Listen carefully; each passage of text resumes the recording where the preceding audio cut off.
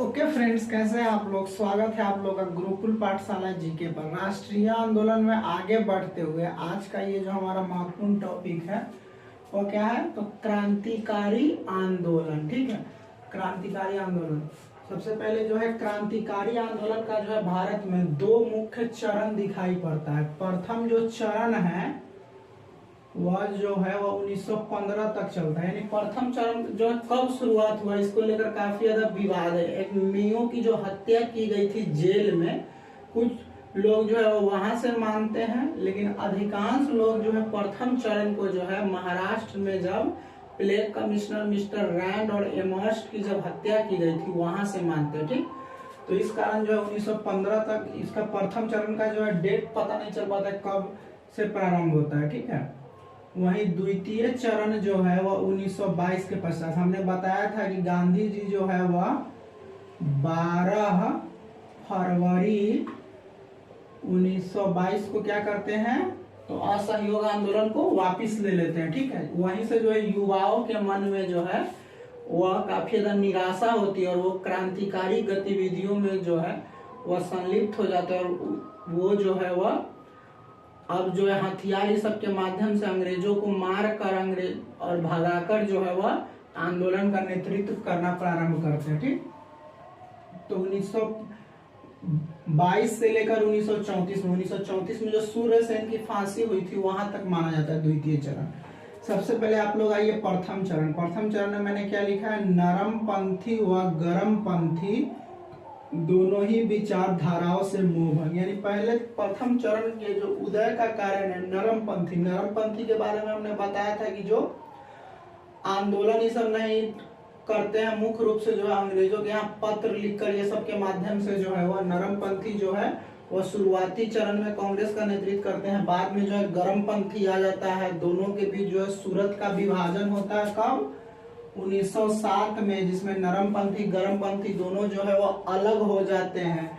फिर 1907 के बाद वापस से जो है नरमपंथी का जो है वो कांग्रेस पर जो है वो प्रभाव स्थापित हो जाता है।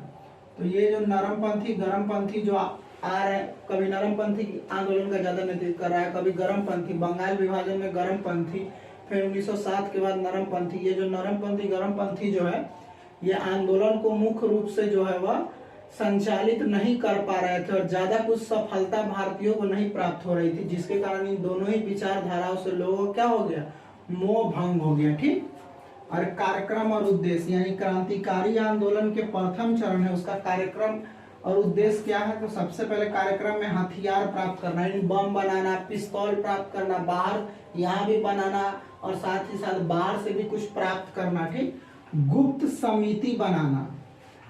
गुप्त समिति ये लोग इस कारण बनाते थे कि जैसे कि ये जो है क्रांतिकारी गतिविधि है, जैसे कि अंग्रेजों की हत्या की जाएगी, इससे ब्रिटिश अधिकारियों की इससे जो है वो हत्या किया जाएगा या कहीं कहीं जो है हमला किया जाएगा। मतलब कि मुख्य रूप से जो अंग्रेज का जो है बस्ती है, ये सब जो क्षेत्र है या जो भी अंग्रेज अधिकारी है उनके घर इस सब पर हमला किया जाएगा। तो इस कारण जो है अंग्रेज इन पर बार बार जो है छापा मार रहा करते थे, जिसके कारण यह जो है वह खुलकर सामने आकर कोई समिति का गठन नहीं करके गुप्त रूप से समिति का गठन करते थे। ठीक, और गुप्त समिति का गठन करना वह भ्रष्ट अधिकारियों की हत्या करना। भ्रष्ट अधिकारी यानी जो काफी ज्यादा भारतीयों का शोषण कर रहे हैं उनकी जो है वह हत्या करना। ठीक, अब आइए क्षेत्र। तो सबसे पहले जो क्षेत्र है वह महाराष्ट्र में। देखिए महाराष्ट्र में कौन है, तो व्याम मंडल बना था एक 1899 से 1900 ईस्वी के बीच, मुख्य रूप से इसके बीच में बना था। हमने बताया कि सबसे पहली जो है वह घटना इसी को माना जाता है प्रथम चरण का। अधिकांश लोग मानते हैं 1907 में जो रॉलेट एक्ट बना था वो भी यही घटना को जो है वह भारतीय आतंकवाद का प्रथम विस्फोट कहते हैं। ठीक है, तो यही जो है प्लेग कमिश्नर था जिसने मिस्टर रैंड व एमहर्स्ट की हत्या करते हैं। दो भाई थे, एक कौन थे, बालकृष्ण चापेकर व दूसरे कौन थे, तो दामोदर चापेकर। ये दो लोग जो थे उन्होंने प्लेग कमिश्नर था एक मिस्टर एमहर्स्ट और रैंड दोनों की जो है वह हत्या कर देते। ठीक, फलस्वरूप जो है इन दोनों को फांसी दे दी जाती है। लेकिन तिलक जो है ना, ये जो घटना हुई थी इसकी तुलना वो अपने केसरी पत्र में करते हैं कि जैसे शिवाजी ने अफजल खान की हत्या की थी, ठीक उसी प्रकार जो है वह इन दोनों भाइयों ने प्लेग कमिश्नर मिस्टर रैंड और एमहर्स्ट की हत्या कर दी है। फलस्वरूप इसके कारण जो है ना वह इनको जो है वह जेल हो जाती है, ठीक है। बाल गंगाधर तिलक को भी जो है वह जेल हो जाती है। तो तिलक ने केसरी से क्या कर दी, इसकी तुलना कर दी, ये जो घटना है उसकी। दूसरा जो महत्वपूर्ण समिति है वह था अभिनव भारत। और अभिनव भारत कब बना है, तो 1904 में बना था अभिनव भारत। और इसकी स्थापना किसने की थी, तो बी.डी. सावरकर, जो विनायक दामोदर सावरकर जिस पर अभी मूवी भी आया है, उन्हीं ने जो है वह इसकी गुप्त संस्था के रूप में इसे स्थापित किया था। और इसके जो एक सदस्य थे पीएम बापट। पीएम बापट जो थे वह बम बनाने की कला सीखने के लिए कहाँ जाते हैं, तो पेरिस जाते हैं। फ्रांस की राजधानी जो पेरिस है वहीं पर जाते हैं। हमने बताया कि जो ये हथियार जो है यहाँ से ही प्राप्त करते थे, कुछ विदेशों से भी प्राप्त करते थे। कुछ लोग जो है यहाँ से विदेश जाकर बम बनाने सबका कला सीख कर आते थे और यहाँ पर जो लोगों को बताते थे कैसे से बम बनता है ये सब।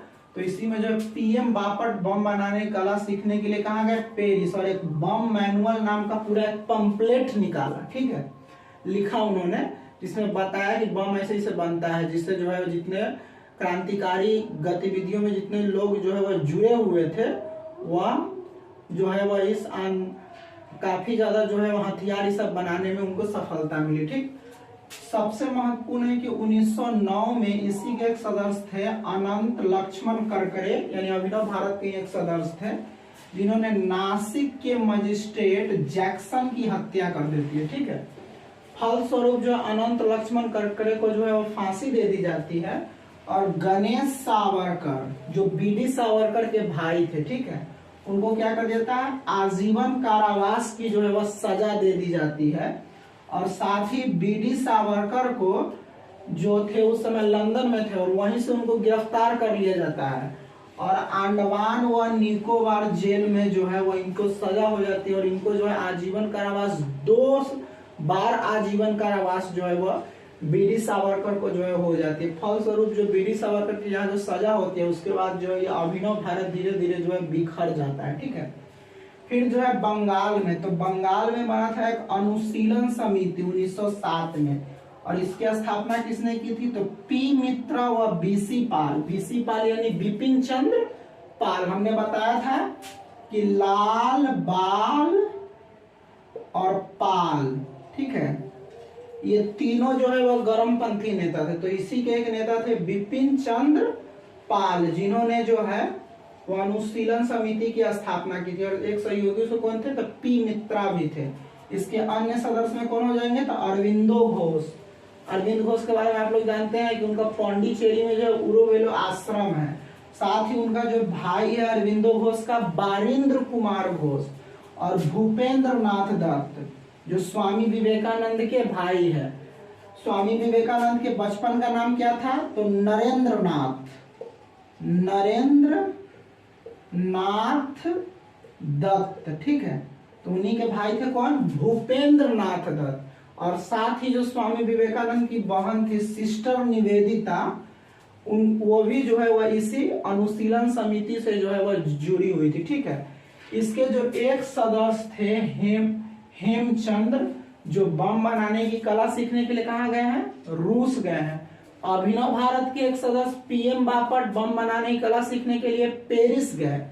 जबकि अनुशीलन समिति के जो एक सदस्य थे हेमचंद्र, वह बम बनाने की कला सीखने के लिए कहाँ जाते हैं, तो रूस जाते हैं। और इन्होंने कलकत्ता के मन्निक तल्ला में जो है बम बनाने की एक पूरी जो फैक्ट्री खोली। उसी में जो है वह बारिंद्र कुमार जो घोष थे, अरविंदो घोष के जो भाई थे, वो मतलब कि रात में जो है प्रैक्टिस कर रहे थे पिस्तौल चलाने का, जिससे जो है वो उसी समय जो उनको गिरफ्तार कर लिया था अरविंदो घोष और बारिंद्र कुमार घोष को। और इन पर जो है अलीपुर षड्यंत्र केस का मुकदमा चलाया जाता है, जिसमें सीआर दास जो है वो वकील थे अरविंदो घोष के बचाव में। फलस्वरूप जो अरविंदो घोष को छोड़ दिया जाता है। तो आपसे एग्जाम में इसे भी प्रश्न पूछेगा कि अरविंदो घोष जो अलीपुर षड्यंत्र केस में बचे, उसमें अरविंदो घोष की मुख्य रूप से पैरवी कौन की थी? तो CR दास ने की थी, ठीक है। और दूसरा जो है महत्वपूर्ण इसका घटना क्या है, बिर्रा या बर्रा डकैती। एक तो बिर्रा या बर्रा जो आप लोगों को पता है कि अभी जो भारत का जो बांग्लादेश जो क्षेत्र है उसी की राजधानी अभी क्या है, ढाका। तो वहीं पर एक सदस्य थे पुलिन बिहारी दास। पुलिन बिहारी दास जो है वह इस डकैती को अंजाम देते। डकैती का मतलब अभी के डकैती से आप लोग तुलना नहीं, उस समय की डकैती का मतलब था कि वहां पर जो अंग्रेजों की एक तो मतलब कि हथियार का पूरा भरा हुआ जत्था था, उसको मतलब कि प्राप्त करके और जो है वह क्रांतिकारी आंदोलन में भाग ले सके, मतलब हथियार का उपयोग कर सके। इसी में जो है पुलिन बिहारी दास ने जो है वह ये एक डकैती की थी। वह कहाँ की थी? तो बांग्लादेश के ढाका में, ठीक है। सबसे इंपॉर्टेंट जो प्रश्न आपसे पूछेगा वह है मुजफ्फरपुर बम कांड। ये बीपीएससी के लिए सबसे ज्यादा इंपॉर्टेंट प्रश्न में से एक है। ये कब हुआ था? तो 30 अप्रैल 1908 को हुआ था, ठीक। मुजफ्फरपुर जो एक जिला है बिहार का, वहीं पर जो है यह घटना हुई थी, जिसको मुजफ्फरपुर बम कांड के रूप में जाना जाता है। इसमें एक्चुअली हुआ क्या था? तो दो सदर लोग थे, एक तो थे प्रफुल्ल चौकी और दूसरे थे खुद्दीराम बोस। उन्होंने जॉर्ज किंग्सफोर्ड की हत्या का प्रयास किया था। एक जॉर्ज किंग्सफोर्ड था जिसने कर काफी ज्यादा बढ़ा रखा था उस क्षेत्र में, और एक जिसका नाम क्या था, जॉर्ज किंग्सफोर्ड। तो उसी के जो है हत्या का प्रयास करते हैं प्रफुल्ल चौकी और खुद्दीराम बोस। दो लोग जो है मिलकर उसकी हत्या का प्रयास करते हैं। मतलब उस जब जा रहा था ना, जब उनका जो बग्गी जो चलता है, बग्गी जब चलता था पहले के जमाना में, तो उसी समय जो जॉर्ज किंग्सफोर्ड जो अपना बग्गी लेके जा रहे थे, तो उसी पर जो है प्रफुल्ल चौकी और खुद्दीराम बोस ने बम फेंका था, जिसमें वो जो है सफल नहीं हो पाए थे, और गलती से जो है बम जो है वह कैनेडिनी के गाड़ी पर गिर गई थी, और मिस कैनेडी और मिसेस कैनेडी जो है मर गई थी वहीं पर। तो उसके पश्चात जो है प्रफुल्ल चौकी जो थे उन्होंने क्या कर ली, आत्महत्या कर ली, और खुद्दीराम बोस को जो है बेनी रेलवे स्टेशन पर गिरफ्तार कर लिया गया था, और 11 अगस्त 1908 को क्या कर दिया गया, इनको फांसी दे दी गई, ठीक। जो सबसे कम उम्र में फांसी पर चढ़ने वाले जो है वह व्यक्ति। आप बच्चों अब आप लोग बंगाल से आगे क्या देखेंगे, दिल्ली में जो है वह एक ही महत्वपूर्ण है, वो क्या है, हार्डिंग बम कांड, जो रास बिहारी बोस के नेतृत्व में संपन्न किया गया था। अंग्रेजों ने क्या किया, तो राजधानी को परिवर्तन किया था। आप लोगों को पता है दिल्ली दरबार में ही बंगाल विभाजन को जो है वह रद्द कर दिया गया था, और साथ ही राजधानी परिवर्तन करने का निर्णय लिया गया था, और राजधानी को कलकत्ता से दिल्ली जो है वह ट्रांसफर करने का जो है वह निर्णय लिया गया। अभी भी जो है भारत की राजधानी क्या है, दिल्ली है, ठीक है। उन्होंने ऐसा डिसीजन इसलिए लिया क्योंकि कलकत्ता में जो है वह वहां पर बुद्धिजीवी वर्ग यानी जो भी शिक्षित वर्ग थे वो कलकत्ता में ही मुख्य रूप से उस समय हुआ करते थे, और जो क्रांतिकारी गतिविधियां जो थी वह सबसे ज्यादा कलकत्ता में ही जो घटित हो रही थी। इस कारण जो है उन्होंने राजधानी को परिवर्तन करने का निश्चय किया। फलस्वरूप रास बिहारी बोस और उसके कुछ साथियों द्वारा जो है हार्डिंग पर बम चलाया गया था, ठीक है। लेकिन इसमें हार्डिंग को कोई नुकसान नहीं हुआ, और एक दीनानाथ नाम का व्यक्ति था जो सरकारी गवाह बन जाता है। फलस्वरूप मास्टर अमीन चंद, अवध बिहारी, बाल मुकुंद बसंत, कुमार विश्वास और कुछ अन्य लोगों को क्या कर दिया गया, फांसी दे दिया गया, और रास बिहारी बोस जो है वो यहाँ से निकलने में कामयाब हो गए और सिंगापुर चले जाते हैं इसके पश्चात, ठीक है। अब जो है पंजाब, तो पंजाब में क्या है, अंजुमने मोहिवाने वतन, सूफी अंबा प्रसाद व अजीत सिंह। अजीत सिंह कौन, तो भगत सिंह के अंकल। एक्चुअली भगत सिंह का पूरा घर जो है वह पहले से भी क्रांतिकारी गतिविधियों में काफी ज्यादा जो है वह संलिप्त था, ठीक है। इस कारण जो है वह भगत सिंह को भी प्रेरणा मिलती है क्रांतिकारी गतिविधियों में जो है वह भाग लेने का, ठीक। तो वही जो भगत सिंह के जो अंकल थे अजीत सिंह, वह अंजुमने मोहिवाने वतन से जो है वह जुड़े हुए थे। अब जो है वह प्रथम चरण का भारत में हुए क्रांतिकारी गतिविधियों का महत्वपूर्ण टॉपिक यहीं तक है, पंजाब तक। अब देखते हैं हम लोग विदेशों में क्रांतिकारी घटना। एक्चुअली प्रथम विश्व युद्ध चल रहा था 1914 से लेके 1918 ईस्वी के बीच। इसमें जो है वह प्रथम चरण का क्रांतिकारी गतिविधियां जो है विदेशों में ज्यादा सफल हो रही थी, क्योंकि जो विरोधी पक्ष थे जो इंग्लैंड का जो प्रथम विश्व युद्ध में लड़ रही थी, वह भारतीयों को जो है वह सपोर्ट कर रहे थे। ठीक है, जिमरमन प्लान के तहत जो है हथियार दे रहे थे। ठीक, तो सबसे पहले लंदन में जो देखिएगा इंडिया हाउस बनता है 1905 में, प्रथम विश्व युद्ध के बहुत पहले बनता है। ठीक है, और इसकी गठन किसने की थी? तो श्यामजी कृष्ण वर्मा, और इन्होंने एक पत्र निकाला था इंडियन सोशलिस्ट। श्यामजी कृष्ण वर्मा नाम का एक व्यक्ति थे जिन्होंने इंडियन हाउस की स्थापना की थी, और पत्र क्या निकाला था? तो इंडियन सोशलिस्ट नामक एक पत्र निकाला था, जिसके तहत उन्होंने जो है वह क्रांतिकारी गतिविधियों को जो है फैलाने का प्रयास किया, और 1000 स्टूडेंट को जो है वह छात्रवृत्ति देते थे कि वो यहाँ आए और क्रांतिकारी आंदोलन से जो है वह जुड़े।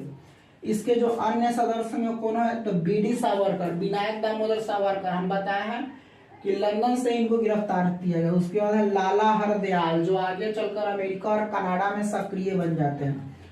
उसके बाद है मैडम, उसके पश्चात जो है आप लोग का कौन है? तो मैडम भीखाजी रुस्तम कामा। ठीक है, मैडम भीखाजी रुस्तम कामा जो आगे चलकर पेरिस चल जाती है और जर्मनी के स्टुअर्ट गार्ड में जो है प्रथम भारतीय तिरंगा झंडा फहराते। फिर है मदन लाल धिंगरा, और मदन लाल ढींगरा ने ही 1909 में करजन वायली की जो है वह हत्या कर देते। फलस्वरूप जो है वह धरपकड़ प्रारंभ होता है और इंडिया हाउस ये सब जो भी संगठन है इनको जो है वह भंग कर दिया जाता है। ठीक है, अब जो है वह पेरिस में बताया मैडम भीखाजी रुस्तम कामा, जिनको मदर ऑफ इंडियन रेवोल्यूशनरीज के नाम से जाना जाता है। द्वितीय वाली जो कांग्रेस आयोजित हुई थी जर्मनी के स्टुअर्ट गार्ड में, वहीं पर इन्होंने जो है वो प्रथम तिरंगा फहराया था। भारत का प्रथम जो है वो तिरंगा झंडा फहराया। अब है अमेरिका व कनाडा। तो सबसे पहले एक याद रखेंगे, कोमगाता मारू प्रकरण जो 1914 में हुआ था। एक जापानी जहाज था जिसको बाबा गुरुदत्त सिंह नाम का एक व्यक्ति था, जिन्होंने क्या लिया था? किराए पर लिया था, और ये जा रही थी कहां से कहां? तो वैंकूवर से कनाडा जा रही थी, जिसमें कुल 351 सिख व 21 पंजाबी जो मुसलमान शामिल थे। हमने बताया था कि क्रांतिकारी गतिविधियों से जो भी जुड़े हुए लोग थे वो विदेशों से हथियार प्राप्त करते थे। तो इसी क्रम में वैंकूवर से जहाज निकली थी कनाडा के लिए, जिसमें कुछ जो है वह हथियार जो है वह उसमें रखे हुए थे, और इसमें कुल 351 जो है वह सिख और 21 पंजाबी मुस्लिम थे। लेकिन कनाडा सरकार ने जो है वह इसको रुकने नहीं दिया था वहां पर। फलस्वरूप जो है वह यह कहाँ जाती है? कनाडा सरकार जो है क्या करती है? इसको रुकने नहीं देती है। फलस्वरूप यह कलकत्ता के बजबस बंदरगाह पर रुकती है, और इसमें कुछ जो है वह हथियार प्राप्त हो जाते हैं, जिसके कारण जो है वह वहीं पर फायरिंग शुरू हो जाती है, और कुछ लोगों की जो है वह मृत्यु हो जाती है, और बाकी लोगों को जो है गिरफ्तार करके जेल में बंद कर दिया जाता है। अब जो है अमेरिका के कनाडा से एक संबंधित है, सबसे महत्वपूर्ण आप लोगों को पता है गदर पार्टी। बार बार पूछेगा गदर पार्टी से जुड़ा हुआ क्वेश्चन। गदर पार्टी की स्थापना कब हुई थी? तो 1913 ईस्वी में। इसके स्थान कहाँ है? तो अमेरिका का सैन फ्रांसिस्को शहर इसका जो है वह नहीं। इसके संस्थापक कौन है? तो लाला हरदयाल। तक पता नहीं कितने बार एग्जाम में पूछा है कि गदर पार्टी की स्थापना के समय जो उसके संस्थापक कौन थे, यानी गदर पार्टी के संस्थापक कौन थे? तो लाला हरदयाल। और लाला हरदयाल ही इसके प्रथम मंत्री व कोषाध्यक्ष भी बने। ठीक है, उसके साथ साथ जो ये गदर पार्टी के जो है वह प्रथम अध्यक्ष पूछेगा तब कौन हो जाएंगे? सोहन सिंह भकना। यानी कि जो लाला हरदयाल है प्रथम मंत्री है, वह कोषाध्यक्ष है। लेकिन जब आप लोग आगे देखिए, आगे क्या है? गदर पार्टी। गदर पार्टी जो है मुख्य रूप से कहाँ से संबंधित है? वो भी अमेरिका और कनाडा से संबंधित है। ठीक है, गदर पार्टी की जो स्थापना हुई थी वह हुई थी 1913 ईस्वी में। ठीक, और ये कहाँ हुआ था? तो अमेरिका के सैन फ्रांसिस्को में। तो अमेरिका का एक स्थान है सैन फ्रांसिस्को, वहीं पर जो है वह गदर पार्टी की स्थापना हुई थी। और इसके संस्थापक कौन थे? बहुत बार एग्जाम में पूछा जा चुका क्वेश्चन है, लाला हरदयाल। लाला हरदयाल जो थे वह इसके प्रथम संस्थापक थे, ठीक, गदर पार्टी के, ठीक है। जो इसके प्रथम मंत्री वह कोषाध्यक्ष भी थे। जब आप लोग स्टेट पीसीएस का एग्जाम देते हैं तो क्वेश्चन काफी डीप में पूछेगा, तो वहां पूछेगा कि प्रथम मंत्री व कोषाध्यक्ष कौन थे, जो गदर पार्टी है। तब क्या टिक कीजिएगा, लाला हरदयाल, ठीक है। इसके अध्यक्ष कौन थे, तो इसके अध्यक्ष थे सोहन सिंह भखना। बहुत बार ये भी क्वेश्चन एग्जाम में पूछा जा चुका है कि गदर पार्टी के जो है वह अध्यक्ष कौन थे, तो अध्यक्ष कौन हो जाएंगे, सोहन सिंह भखना। इन्होंने अपना प्रथम जो अंक निकाला था वह निकाला था उर्दू में। मतलब गदर पार्टी जो पत्र निकालती थी उसमें प्रथम जो शब्द निकाला था या अंक निकाला था वह निकाला था उर्दू भाषा में। क्यों? क्योंकि आप जानते हैं कि पंजाब और ये जो पाकिस्तान वाले एरिया है यहाँ मुख्य रूप से जो है वो भाषा बोली जाती है, वो कौन सा बोली जाती है, तो उर्दू भाषा बोले थे। इस आधार पर जो है आप लोग इसको याद कीजिए कि प्रथम अंक किसमें निकालेंगे, उर्दू में, दूसरा अंक किसमें निकालेंगे, गुरुमुखी में। दोनों क्वेश्चन एग्जाम में भी क्वेश्चन पूछा गया है, ठीक है। इन्होंने जो है वो क्या किया, तो 21 फरवरी 1915 को भारत के पंजाब में जो 1857 जैसी क्रांति का जो है वह निश्चय किया था, क्या वैसे जो है क्रांति जो है करेंगे। 1857 क्रांति तो विफल हो गया, लेकिन ये क्रांति जो है वह इस प्रकार से करेंगे कि अंग्रेज जो है भारत जो है वह छोड़ने पर विवश हो जाए। लेकिन इसको जो है वह घटना की ये जो है वह मालूम जो है अंग्रेज सरकार को पहले ही चल जाता है, जिसके कारण वो सभी जो है वह क्रांतिकारियों को पकड़ लिया जाता है। फलस्वरूप यह जो मतलब आंदोलन था यह क्या हो गया, यह ठंडा पड़ गया। और इसमें भारत में जो इसमें नेता चुना गया था 21 फरवरी 1915 वाले में, जिसमें थे रास बिहारी घोष व सचिंद्र नाथ सान्याल। आप आगे देखेंगे हिंदुस्तान रिपब्लिकन एसोसिएशन, जिसकी स्थापना सचिंद्र नाथ सान्याल ही करते हैं। तो उससे पहले वह जो है वह 21 फरवरी 1915 को जो भारत में 1857 जैसी क्रांति की जो है वह मतलब कि वापस से करने का प्रयास किया गया था। उसमें भारत में जो नेता थे वे रास बिहारी घोष व सचिंद्र नाथ सान्याल दोनों को जो है वह चुना गया था। अब है अफगानिस्तान। तो अफगानिस्तान जो है वह यहाँ वाले एरिया में जो है जिसको अभी तालिबान ने कब्जा कर लिया है, वहीं पर जो है वह 1915 में प्रथम विश्व युद्ध के दौरान, प्रथम विश्व युद्ध कब से कब, 1914 से लेकर 1918 ईस्वी के बीच। और इसी के बीच जो है वह अफगानिस्तान के राजधानी काबुल में भारत की प्रथम जो है वह अस्थायी सरकार बनती है, जिसमें जो है वह राष्ट्रपति थे राजा महेंद्र प्रताप व बरकतुल्ला जो है वह इसके क्या थे, प्रधानमंत्री थे।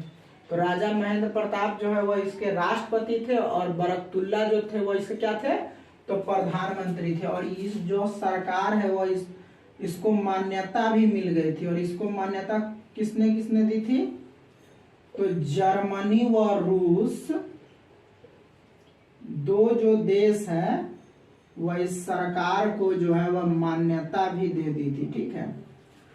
अब आप लोग आइए कि जो प्रथम चरण का जो क्रांतिकारी जो घटना है वह विफल धीरे धीरे क्यों हो गया। तो पहला तो है कि गांधी जी 9 जनवरी 1915 को भारत आते हैं और इसके पश्चात जो है वह गांधी युग भारत में प्रारंभ हो जाता है। यहाँ से जो है वह मतलब कि गैप जो क्रिएट हो गया था राष्ट्रीय आंदोलन में, उसको गांधी जी भरने का प्रयास करेंगे। तो अब जो है जितने क्रांतिकारी जो गतिविधियां है वह धीरे धीरे ठंडा पड़ेगा, उन सब जो है वह गांधीवादी तरीके को जो है अपना लेंगे। दूसरा जो है वह आपको पता है कि प्रथम विश्व युद्ध में जो है वह 2 राष्ट्र थे, एक तो था मित्र राष्ट्र, दूसरा था धुरी राष्ट्र। तो मित्र राष्ट्र में कौन कौन था, तो इंग्लैंड था, अमेरिका था, उसके साथ क्या था, फ्रांस था, ठीक है। और उसके साथ एक और कौन था, तो जापान। ये सब जो देश थे ये सब प्रथम विश्व युद्ध में जो है वह इंग्लैंड का समर्थन कर रही थी, ठीक। और जो विपक्ष में जो थी उसमें कौन था, तो विपक्ष में था जर्मनी था, ठीक। और दूसरा कौन था, हाँ इसमें रूस भी तो था। दूसरा कौन था, तो दूसरा था तुर्की, इसको तुर्की कहते थे उस समय। और उसके बाद क्या था, ऑस्ट्रिया था। ठीक,